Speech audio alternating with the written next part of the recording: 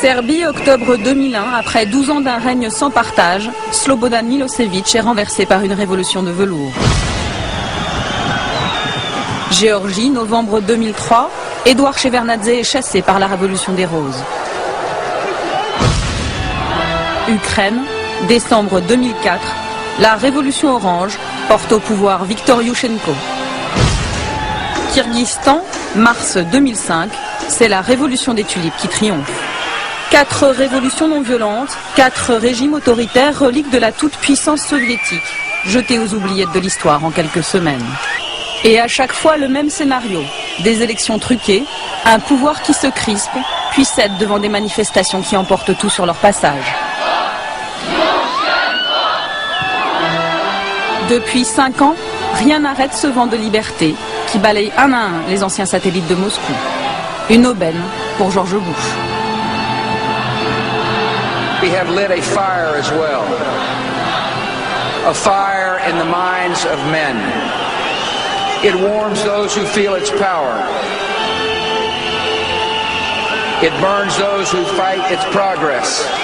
And one day, this untamed fire of freedom will reach the darkest corners of our world. Une contagion révolutionnaire qui, un à un, retourne des régimes longtemps favorables à Moscou et qui commence sérieusement à irriter Vladimir Poutine, le maître du Kremlin.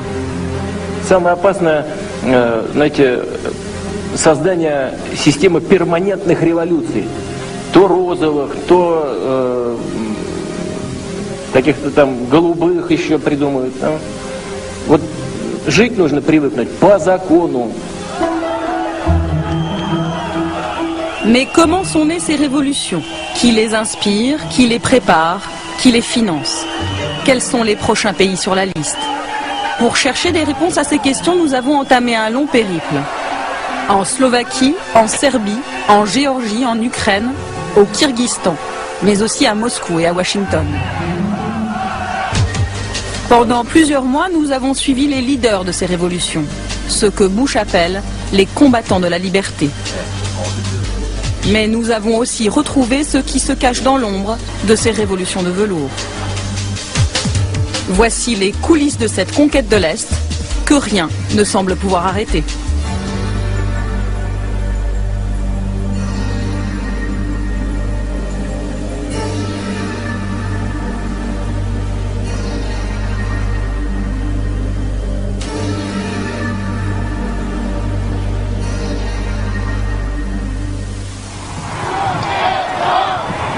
Bratislava, février 2005. Nous sommes à quelques heures du sommet Bush-Poutine. C'est le premier face-à-face entre les deux hommes depuis que la révolution orange a fait basculer l'Ukraine dans le camp américain. Officiellement, c'est le sommet de la réconciliation entre Moscou et Washington. Mais dans un salon discret de l'hôtel Marriott, c'est une toute autre partition qui se joue. Ce soir, la délégation américaine donne un cocktail très privé. Conseillers politiques, hommes d'affaires, lobbyistes, dans ce salon, que des proches de George Bush, triés sur le volet. Et dans un coin de la salle, les stars de la soirée. Tous les leaders des révolutions de couleur qui ont balayé à l'Est les régimes favorables à Moscou. C'est George Bush qui les a invités personnellement pour les remercier. Je voulais vous remercier d'être tous venus ici. Ce qui nous rassemble, c'est notre cause commune, la liberté. C'est important que nous puissions nous parler entre Serbes, Ukrainiens et Géorgiens, et aussi avec nos amis biélorusses. Autour de la table, 3 vétérans de cette nouvelle internationale révolutionnaire. Ivan Marovic, 33 ans, leader du mouvement étudiant serbe Otpor, qui a fait tomber Milosevic. Giga Bokeria, 34 ans, leader du mouvement étudiant géorgien Khmara, qui a renversé Edouard Shevardnadze. Vladislav Kaskiv, 32 ans, ukrainien, leader de la révolution orange. Autour de la table, on fait des projets. Tu sais, on m'a demandé d'aller voir ce qu'on peut faire à Cuba. T'as besoin d'un visa pour aller à Cuba, toi? Eh bien, pas nous. Pas nous.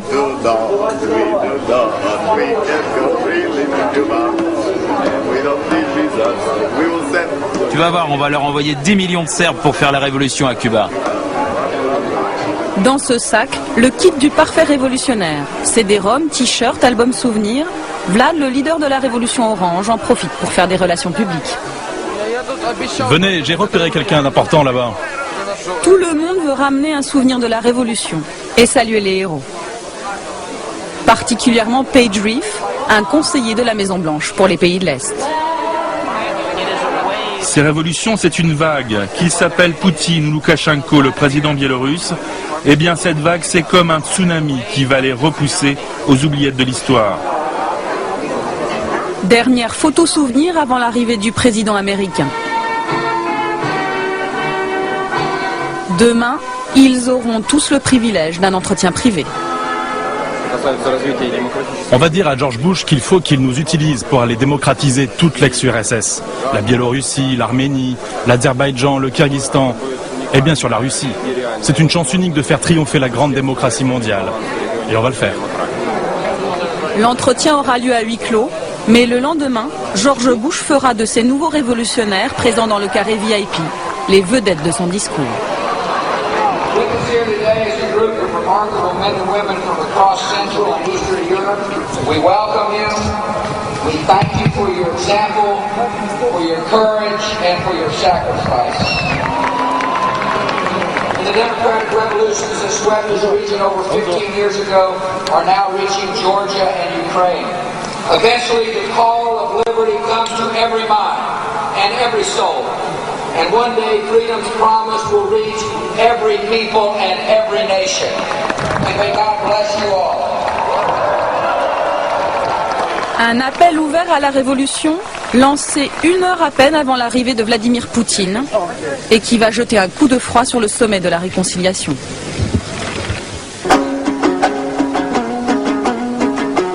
Dix jours plus tard, notre enquête nous conduit à 6000 km de Bratislava, au Kyrgyzstan. Il semble que dans cette ancienne république soviétique d'Asie centrale, on ait entendu l'appel de George Bush. Nous sommes entre les 2 tours des élections législatives et l'ambiance est tendue à Bishkek, la capitale kirghize. Ici, pas de pétrole, pas de richesse naturelle, mais une frontière avec la Chine. Alors, cette petite république est un lieu hautement stratégique pour Moscou et Washington. Les Russes y disposent d'une base militaire. Les Américains aussi ont la leur, 10 fois plus grande. Elle leur sert de base arrière pour leur opération contre les talibans en Afghanistan. Alors dans les 2 camps, on surveille de très près ces élections. Entre les 2 tours, le pouvoir a interdit toute manifestation et l'opposition craint des fraudes massives. Alors, comme en Serbie, en Géorgie et en Ukraine, les étudiants se préparent à descendre dans la rue.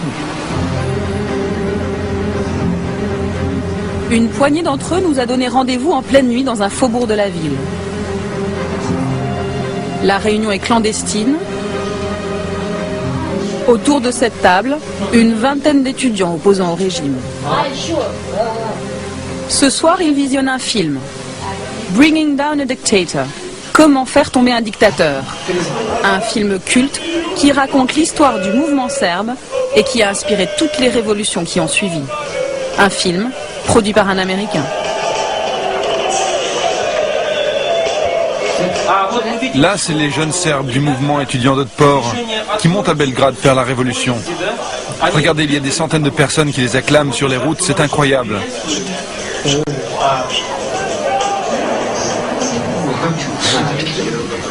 Là, c'est leur leader. Ils racontent qu'eux non plus n'avaient pas de bureau, comme nous. Eux aussi étaient obligés de se rassembler clandestinement dans les cafés et de communiquer par Internet. Ce film, on l'utilise dans nos séminaires pour montrer aux étudiants que l'on peut faire quelque chose au Kyrgyzstan. Si les Serbes sont arrivés à faire leur révolution, pourquoi pas nous? Ce film, ça prouve tout simplement que des étudiants, des jeunes, peuvent faire tomber un régime. Tous ensemble.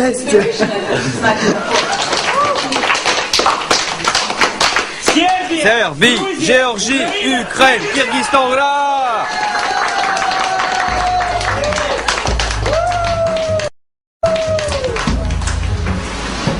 Ce film, Edil l'a vu des dizaines de fois. Comme beaucoup de combattants de la liberté, il a étudié aux États-Unis grâce à une bourse offerte par le gouvernement américain. Juste retour des choses, aujourd'hui il travaille pour NDI, l'Institut national démocrate, une fondation dirigée par Madeleine Albright. Pour ces élections, c'est lui qui est chargé de recruter des observateurs indépendants.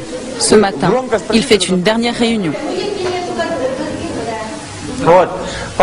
Les autres observateurs attendent de vous que vous soyez des leaders. Ils attendent que ce soit vous qui posiez des questions lorsqu'il y aura des infractions dans les bureaux de vote. Soyez actifs, surtout les jeunes. Vous êtes l'avant-garde.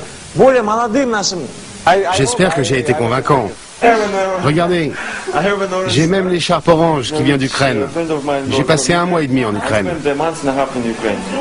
C'est l'Institut national démocrate qui a envoyé Edil observer 1 mois et demi les coulisses de la révolution orange.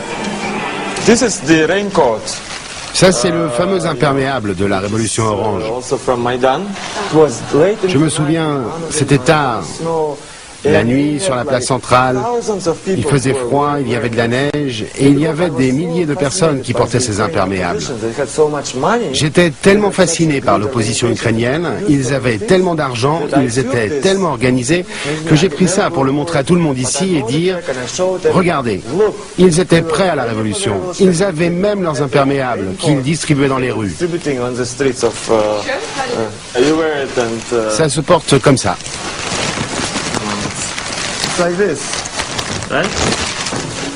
Cette logistique, ces moyens financiers illimités sont bien sûr essentiellement américains. Près de 60 millions de dollars ont été dépensés l'année des élections en Ukraine. Au Kyrgyzstan, les dollars pleuvent aussi. 50 millions pour la location de la base militaire et 50 millions pour aider les associations favorables à la démocratie. Celle d'Edil touche 110 000 dollars pour surveiller le bon déroulement des élections. Alors forcément, à la une du journal que publie l'association, on sait être reconnaissant. Là, c'est le discours de Bush le jour de son investiture. Vous savez, ici, on est partagé sur George Bush. C'est pas mon président préféré.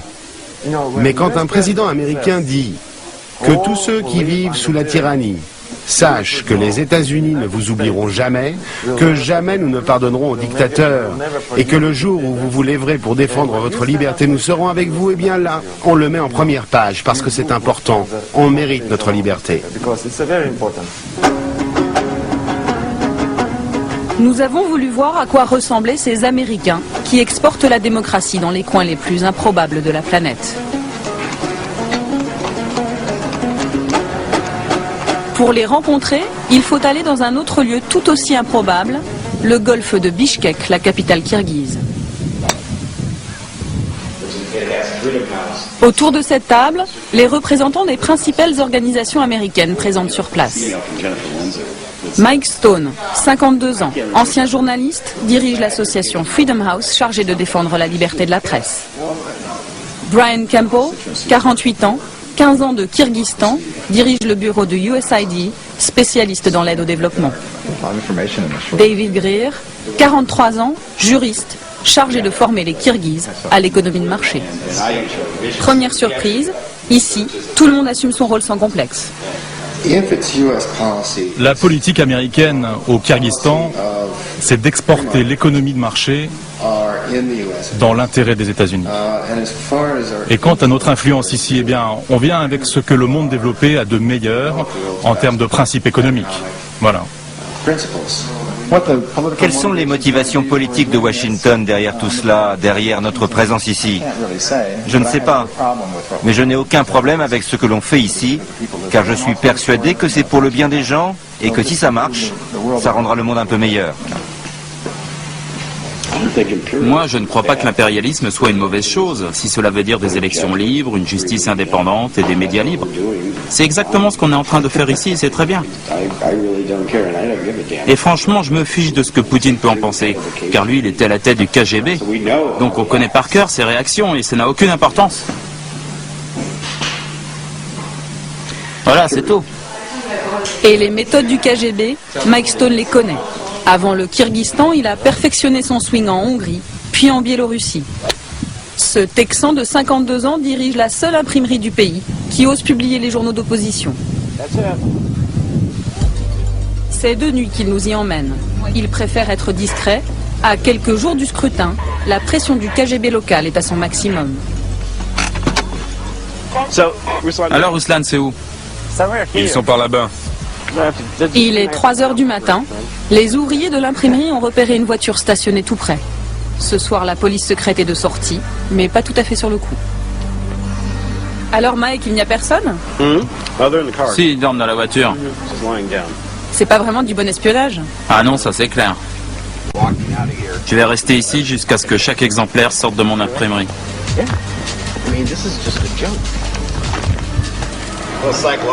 Tout ça, c'est de la guerre psychologique. T'inquiète.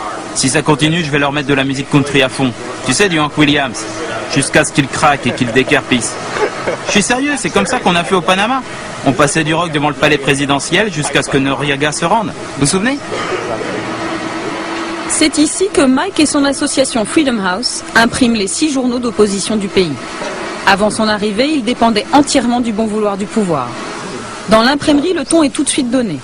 Sur les murs, un message d'encouragement du peuple américain au peuple kirghize.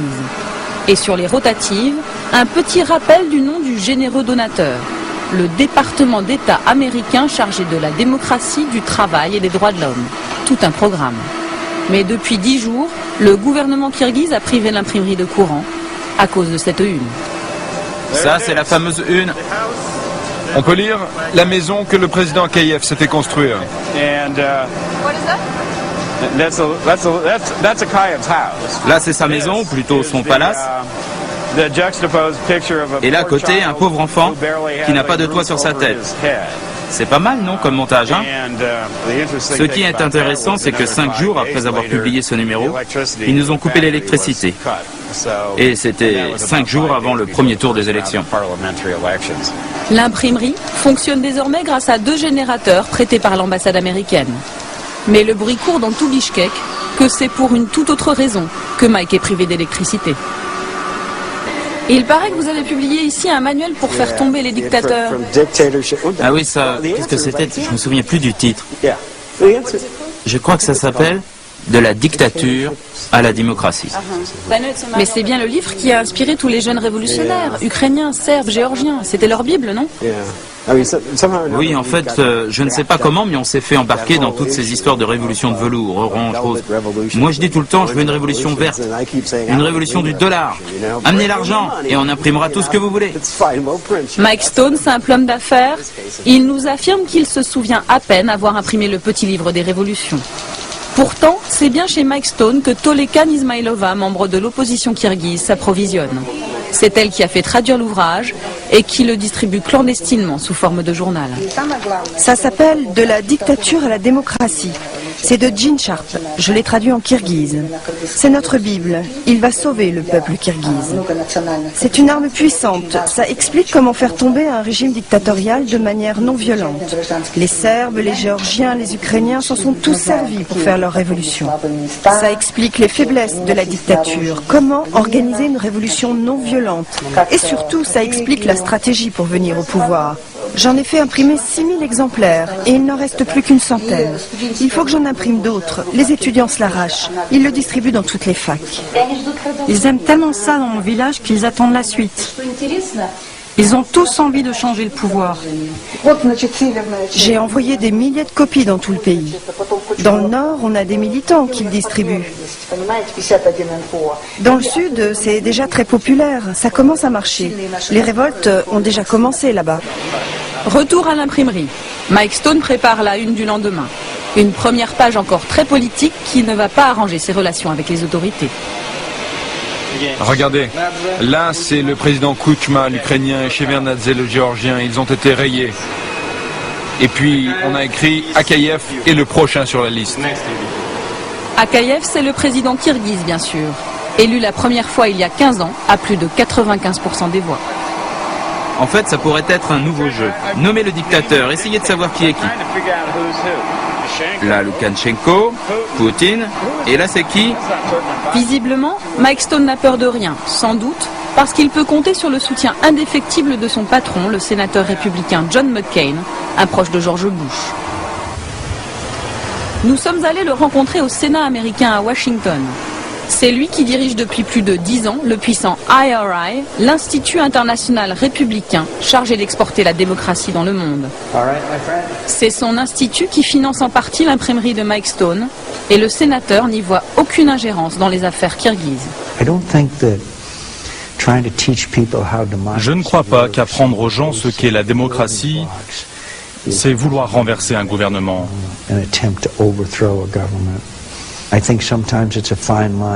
C'est vrai qu'il y a une frontière fine entre encourager la démocratie et intervenir dans les affaires intérieures d'un gouvernement. Mais je suis persuadé que même sans l'aide des fondations américaines, il y aurait eu un jour des révolutions en Ukraine, en Géorgie, au Liban. C'était inévitable. Cette ligne étroite qui sépare le soutien au mouvement démocratique de l'ingérence dans les affaires d'un pays indépendant, le sénateur McCain va la franchir allègrement devant notre caméra. Excédé par les coupures de courant qui paralysent l'imprimerie, il a demandé à Mike Stone de convoquer le ministre des Affaires étrangères kirghize en personne pour une réunion téléphonique. Et quand le sénateur américain ordonne, le ministre kirghize se déplace. Yeah, sure. Good morning from Washington, good afternoon in London, Prague, and Moscow, Beijing, and Baghdad, and good evening in Bishkek. I'm John McCain, ready for the media support. Pour que chacun retienne la leçon, la plupart des bureaux de l'organisation sont à l'écoute. The Kyrgyz Republic is an important ally of the United States, and we have expected that the printing press will continue to operate without obstacles created by either the Kyrgyz government or any state-controlled agencies. I'm outraged by the forced shutdown of the only independent printing press in Kyrgyzstan. This sort of information control is reminiscent of the old Soviet days and simply has no place in a free society. I'd like to ask... Pendant plus d'une heure, le ministre kirghize va encaisser. Il n'a pas les moyens de se défendre. Son pays surendetté est économiquement dépendant des États-Unis. À la fin du sermon, il est même contraint de s'excuser. Mr. McCain, do you hear me? Господин McCain, вы меня слышите? Да, я вас слышу. We are very sorry. Such incidents, which we are sorry about, should not put shadow on the image of our government, on its many times expressed commitment to support of independent mass media. Thank you. Thank you. Si une société n'est pas assez mûre pour la démocratie, il est contre-productif d'essayer d'imposer cette démocratie.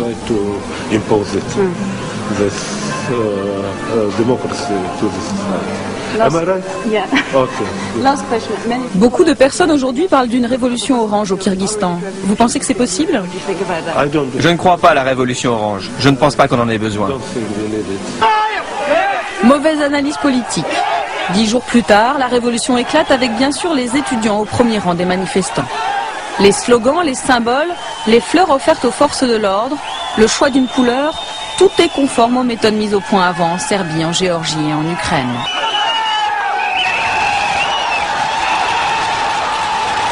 En 2 heures, le pouvoir est balayé, le palais présidentiel est pris d'assaut. Et le régime du président Akayev, qui régnait en maître depuis 15 ans, s'effondre.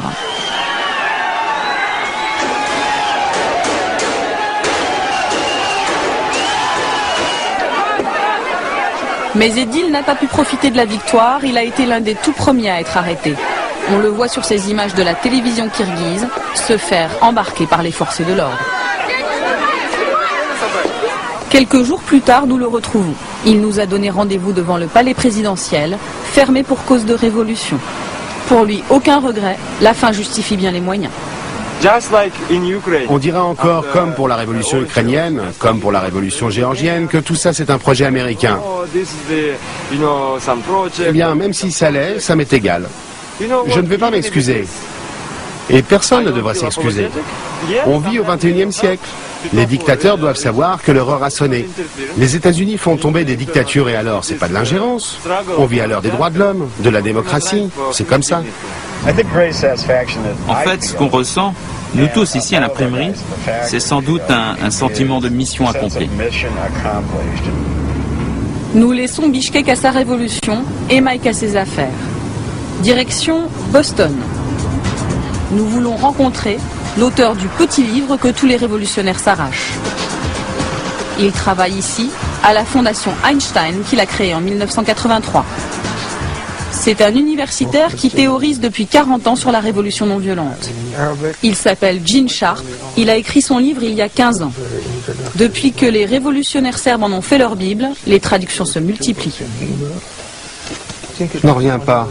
Il a déjà été traduit en 21 langues et il n'en finit plus de se répandre. Son livre « De la dictature à la démocratie » est un véritable mode d'emploi de la révolution pacifique, avec des recettes simples comme « Comment fraterniser avec la police, pilier de toutes les dictatures ». Par exemple, en Serbie, l'opposition a appliqué à la lettre nos conseils. Et ils ont procédé par étapes pour neutraliser l'armée et la police, pour que le jour de la révolution, la répression soit moins brutale. 2 ans avant la chute de Milosevic, des garçons et des filles de 14 ans envoyaient des colis avec de la nourriture aux policiers pour affaiblir leur morale et leur soumission à Milosevic. Plus tard, les leaders de la révolution ont contacté des officiers supérieurs du régime pour négocier, pour que le jour J, les cordons de police se brisent et laissent passer les manifestants. Et c'est ce qui s'est passé.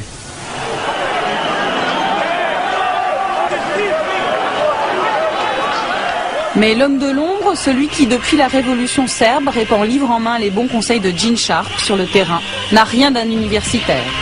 C'est un ancien militaire que nous cherchons à joindre depuis 4 mois. Il s'appelle Bob Elvie, parle rarement aux journalistes, mais nous a promis d'être là aujourd'hui.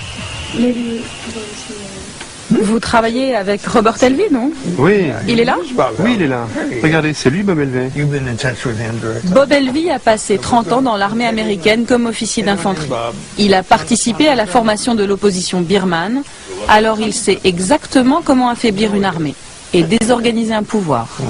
Il faut s'attaquer aux piliers du pouvoir, l'armée, l'administration. Il faut leur faire quitter le camp du régime autoritaire et les amener dans votre propre camp. Il ne s'agit pas de les détruire, mais de les retourner, de leur faire comprendre qu'il y a une place pour eux demain dans un gouvernement démocratique. C'est l'institut du sénateur républicain McCain, celui qui finance l'imprimerie de Mike Stone à Bichkek, celui qui sermonne le ministre kirghize, qui 2 mois avant la chute de Milosevic a demandé à Bob Elvie d'aller dispenser ses conseils aux jeunes Serbes. Nous sommes allés à Belgrade retrouver Srđa Popović, un des tout premiers à avoir suivi le stage de Bob Elvie. Ce leader de la révolution serbe dirige aujourd'hui un café branché de Belgrade. On a rencontré Bob Elvie en avril 2000. On était déjà une vraie force d'opposition au régime, mais son expérience nous a beaucoup aidés, ça a été décisif. Ce qu'il nous a appris, c'est qu'il faut sélectionner des personnes dans le système, comme par exemple la police, puis leur envoyer constamment le message que nous sommes tous des victimes, eux comme nous. Eux, ils sont des victimes parce que ce n'est pas le rôle de la police d'arrêter des gamins de 13 ans. L'une des premières choses qu'on a appris, c'est d'être visible le plus possible. Il faut choisir un symbole. Nous, c'était le point fermé. En Ukraine, c'était la couleur orange. Ça, c'est l'outil de communication. Ensuite, on passe à l'action publique, aux manifestations. Comme ça, on mobilise les masses parce qu'il faut beaucoup de monde pour gagner une bataille. Une méthode redoutablement efficace. 3 mois après le stage organisé par Bob Elvie, le régime de Milosevic tombe. Depuis, les Serbes sont devenus les VRP de la méthode Elvie. Ils exportent leur savoir-faire partout où on rêve de révolution. Ce sont eux qui ont aidé les Géorgiens à chasser Edouard Shevardnadze du pouvoir. Ce sont eux qui ont aidé à préparer la révolution orange. La méthode est toujours la même. 2 mois avant les élections, des stages discrets sont organisés pour former des leaders étudiants. Nous sommes allés en Ukraine où nous avons retrouvé des images d'un de ces stages. Nous sommes 2 mois avant la révolution orange. Les élèves sont ukrainiens et rêvent de révolution. Les professeurs sont serbes et ont déjà mené à bien la leur. Il faut que vous sachiez que vous n'êtes pas seul, que beaucoup de gens veulent vous aider à l'extérieur, qu'ils connaissent votre douleur qu'ils vont tout faire pour que vous viviez un jour dans un pays démocratique, dans une Ukraine libre. On leur a appris comment créer leur organisation, comment faire de leur mouvement une véritable marque, comment créer des logos, comment faire passer des messages, comment recruter du monde, mobiliser les gens autour de leur cause, et bien sûr, comment trouver de l'argent. Autres intervenants pendant ces stages, les représentants des organisations américaines. Ce sont eux qui payent les Serbes pour intervenir ici. Ceux-là appartiennent à la fondation du sénateur McCain et à Freedom House. Le pouvoir est convaincu qu'il va encore s'en sortir en trichant. Que personne ne les regarde. Il faut que l'on change cela. Qu'ils sachent qu'on les observe. Vous avez tous déjà vu Spider-Man, Batman ou Superman. Bon, à chaque fois, il y a un personnage que personne ne voit, qui contrôle la ville, qui observe tout, qui est partout. Et bien, c'est exactement ce qu'on doit faire. Être partout et terroriser le pouvoir. 10 jours après ce premier séminaire, les meilleurs éléments sont en Crimée pour un stage plus pratique. C'est ici que les formateurs serbes mettent la dernière touche à la véritable petite armée chargée de mobiliser les électeurs ukrainiens. Nous ne sommes plus qu'à 1 mois et demi des élections. Ce stage est financé par Freedom House, la même organisation qui finance l'imprimerie du Kyrgyzstan. Nous décidons donc d'aller à New York au siège de Freedom House. C'est Adrian Karatnitsky qui, au sein de l'association, est chargé du dossier ukrainien.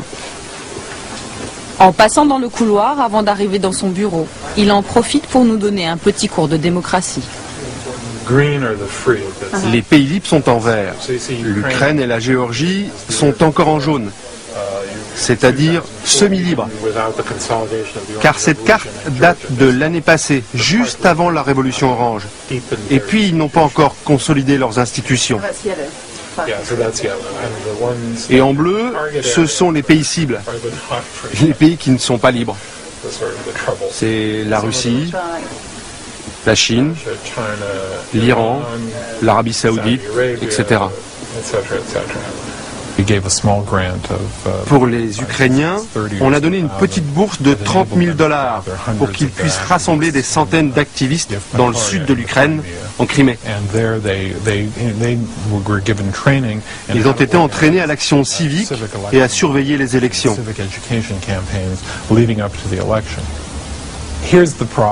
En fait, dans les années 50, 60 et 70, ce genre d'activité était mené par la CIA de manière cachée. Cela donnait l'impression que les services de renseignements américains noyautaient les organisations et les partis politiques des pays. Ça faisait passer les mouvements locaux pour des instruments de la CIA. Il a donc été décidé que les États-Unis feraient désormais ce genre d'activité de manière transparente et publique. Et c'est ce qu'on fait avec nos fondations. Et la méthode est efficace. Nous sommes allés le vérifier en Géorgie. Une Géorgie qui, depuis la révolution des roses en 2003, a basculé dans le camp américain. Cet après-midi, Tbilissi, la capitale, attend la visite du président Bush. Les États-Unis déversent ici plus de $100 millions par an d'aides diverses et possèdent, comme au Kyrgyzstan, une base militaire stratégique.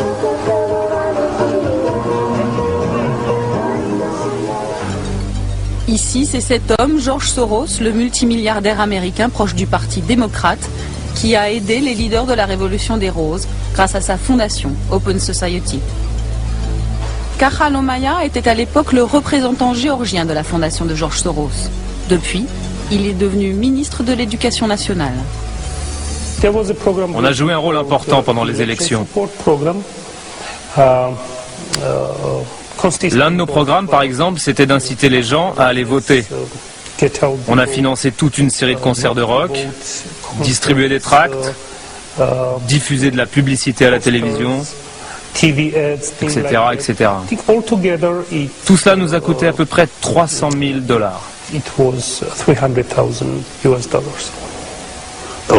Là, c'est moi avec Bush père.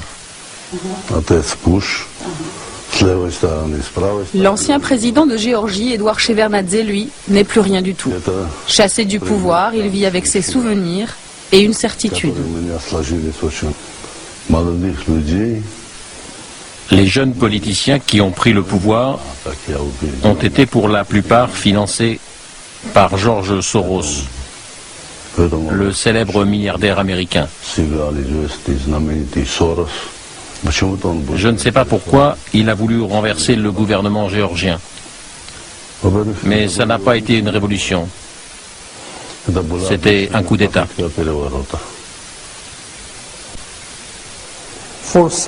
C'est vrai, certains dictateurs d'Asie centrale et d'autres pays de l'ex-URSS ne comprennent pas ce que l'on fait.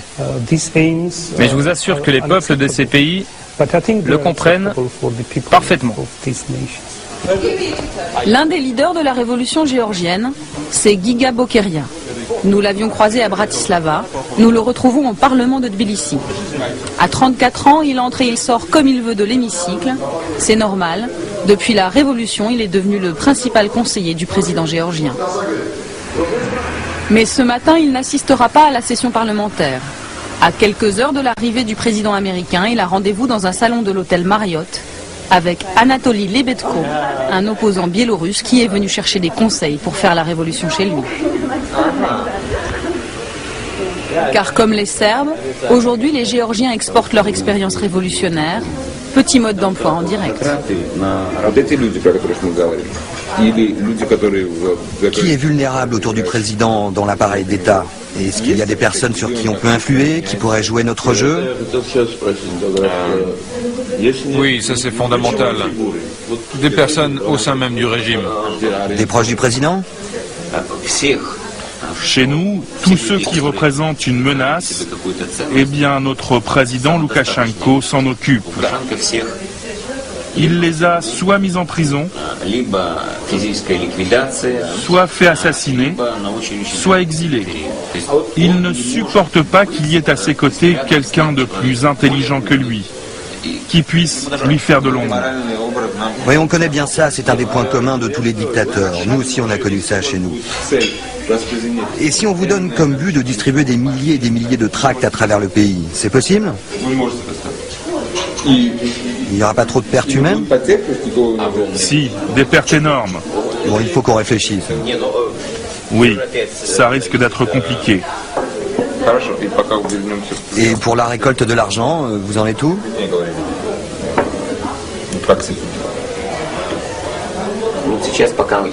Pour l'instant, on a surtout un soutien politique et des promesses d'aide.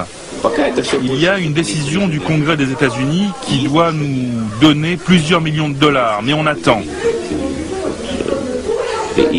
La question principale, c'est effectivement l'argent. On va vous aider. On va faire quelque chose pour vous. On va vous donner des recettes pour prendre le pouvoir. Tu crois pas qu'il vaut mieux qu'ils éteignent la caméra? Vous pouvez arrêter de filmer là? 2 heures plus tard, dans le hall de la Banque centrale, Giga a remis son costume de conseiller. Avant l'arrivée de George Bush, le président géorgien s'apprête à rencontrer les correspondants de la Maison-Blanche. Pour nous, cette visite de Bush, c'est comme revenir sur la carte du monde après 200 ans de colonisation par l'Empire russe et soviétique. Celui qui invite ce soir, c'est lui, Bruce Jackson. Ancien officier de l'armée américaine, il est passé par les renseignements militaires et Lockheed, une multinationale de l'armement. Aujourd'hui, il dirige une fondation appelée sobrement Projet sur les démocraties en transition. En fait, on le retrouve partout où naissent les révolutions de velours. L'homme est discret, pourtant il accepte de nous faire partager sa vision du monde. C'est simple, ce qu'on voit en Russie, ça ne nous plaît pas. Il n'y a pas assez de démocratie et le pouvoir oppresse le peuple. C'est décevant.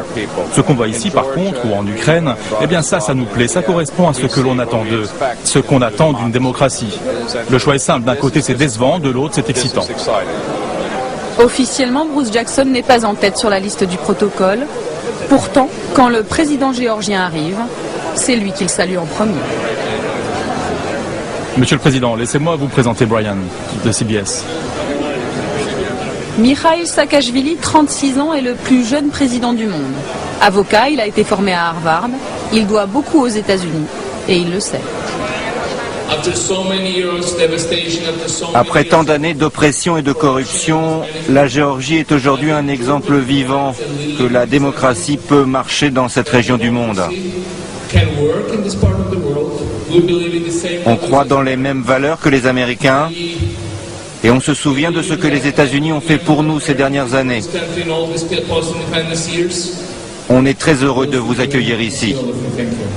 Et depuis qu'il peut compter sur le soutien sans faille des États-Unis, le jeune président géorgien n'hésite pas à s'en prendre directement à l'ex-grand frère soviétique. C'est clair qu'il faut que les bases russes quittent la Géorgie. On veut le faire de manière civilisée, on ne veut pas les pousser dehors.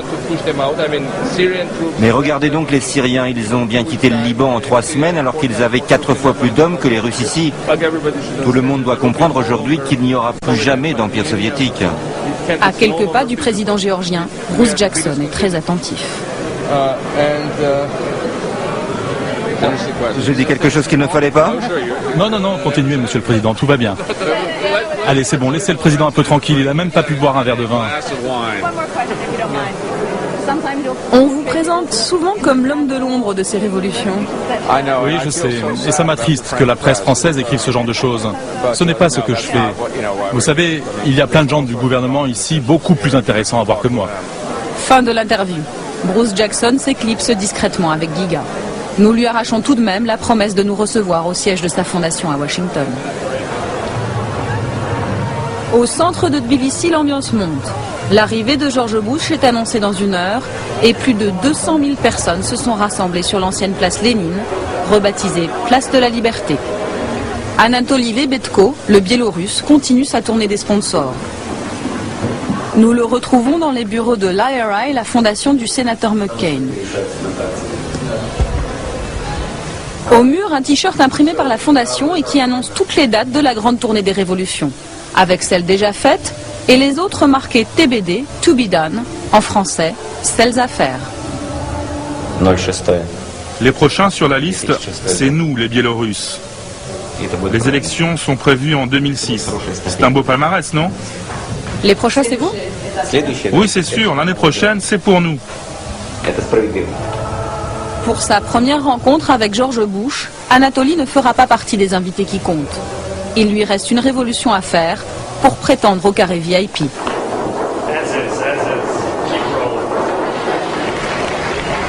Il est 15 h.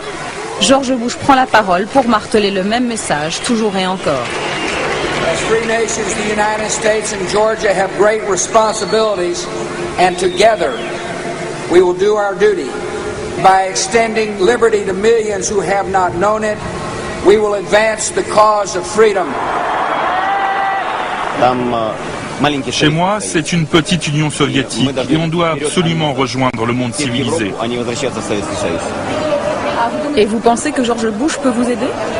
Je crois que c'est au peuple biélorusse de décider de son destin, mais c'est clair que vu notre situation, on a besoin de l'aide internationale. C'est essentiel pour nous. C'est une question de survie.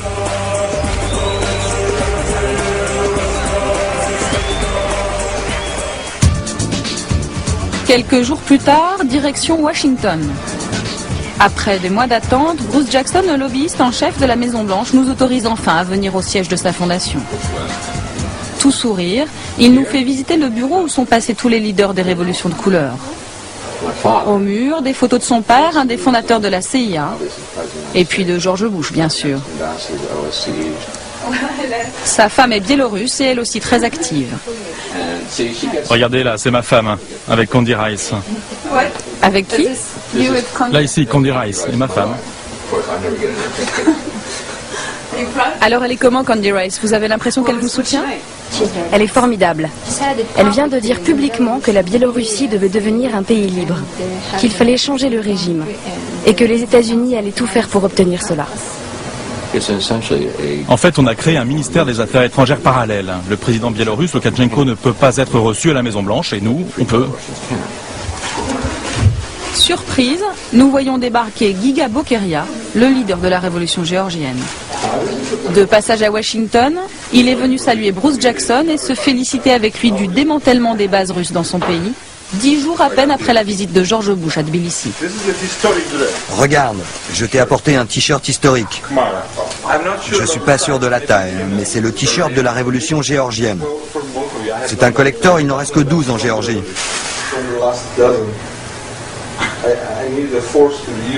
Le rendez-vous ici se passe très bien. Tu sais, ils sont très contents de toi ici.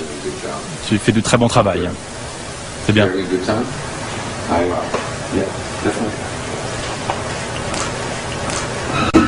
Deuxième surprise de la journée, l'arrivée de ces 2 jeunes étudiantes russes opposant à Vladimir Poutine.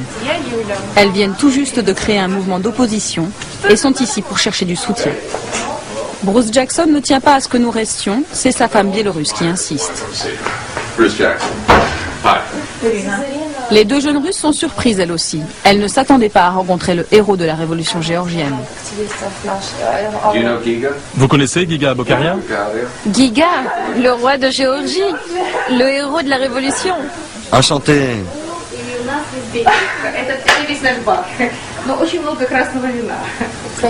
Si les Ukrainiens ont réussi à se sortir de là, alors pourquoi pas nous? C'est pour cela que c'est très important de rencontrer des gens comme Bruce Jackson ou comme Giga. Ils peuvent nous conseiller, c'est essentiel. En fait, ça se répand dans des pays de plus en plus grands. Ça a commencé dans la petite Serbie, puis la Géorgie, puis l'Ukraine, puis pourquoi pas l'immense Russie. En Russie, c'est une question de temps et bien sûr du prix humain qu'il faudra payer. Jusqu'où le régime sera prêt à aller pour rester en place. Mais je suis certain que ça arrivera. Vous allez les conseiller? Je n'appellerai pas ça du conseil. Je leur parle de mon expérience et de toutes ces recettes que vous connaissez. Après, ils verront bien ce qu'ils pourront faire concrètement chez eux, en Russie. La réunion durera plus d'1 heure, mais hors caméra. Bruce Jackson nous a prévenus, faire la révolution en Russie, c'est-à-dire s'attaquer directement à Poutine, est un sujet trop sensible. C'est pourtant le prochain objectif. 3 jours plus tard, nous décidons d'aller à Moscou retrouver Yulia, l'une de nos étudiantes russes. Depuis que les révolutions s'enchaînent à l'Est, l'ambiance s'est durcie et la police traque le moindre mouvement de contestation. Yulia a installé les bureaux de son tout jeune mouvement ici, au rez-de-chaussée de cette maison du centre de Moscou. Notre mouvement s'appelle Aborona, ça veut dire défense. On est tout jeune, ça ne fait que 2 mois qu'on a fait notre première manif. Voilà notre logo. C'est avec ce drapeau qu'on va au rassemblement. C'est le même que les Serbes, les Géorgiens. On l'a pris comme symbole de lutte commune. Nous, notre objectif principal, c'est lui, Poutine. On en a marre de lui, marre de ce régime policier qu'il a instauré en Russie.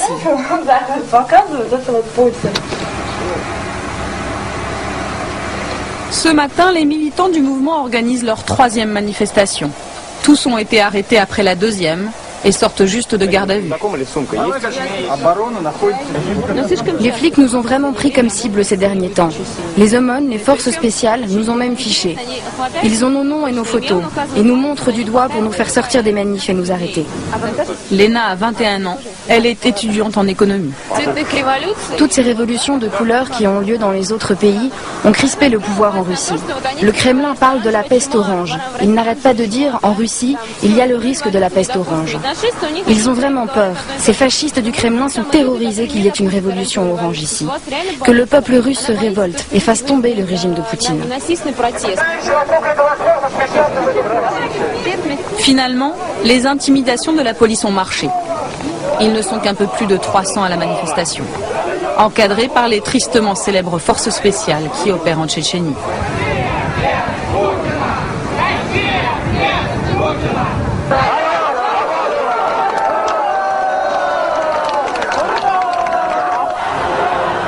La réponse de Vladimir Poutine aux menaces de révolution, la voici. Ils s'appellent les Nashis, ce sont les jeunesses poutiniennes, un mouvement très encadré par le pouvoir russe et créé juste après la révolution orange. À chacune de leurs manifestations, ils sont des dizaines de milliers à faire front contre ce qu'ils appellent le virus révolutionnaire. не отдадим нашу страну. В нашей стране всегда будем только мы. И только мы будем ей управлять. Au Kremlin, on a même mis secrètement en place un ministère de la contre-révolution. C'est l'éminence grise de Poutine, Gleb Pavlovski, qui en a eu l'idée. C'est un fidèle du pouvoir. Vous savez, les Nashis, ça n'est que la partie visible de la contre-révolution, du Front uni pour Vladimir Poutine. Si on nous y pousse, on pourra activer toutes les armes de ce front, et elles sont redoutables. On va commencer par résister à nos frontières. On ne va pas laisser les États-Unis se mêler de nos affaires. On ne veut pas que l'Amérique soit chez nous, dans notre maison. On ne veut pas que les États-Unis nous apprennent à être russes. Si les Américains décident d'aller jusqu'au bout de leur conquête de l'Est, et si la révolution russe a vraiment lieu, beaucoup prédisent qu'elle aura une couleur toute choisie. Rouge. La couleur de l'affrontement inévitable entre deux forces que lentement mais sûrement on est en train de dresser dangereusement l'une contre l'autre.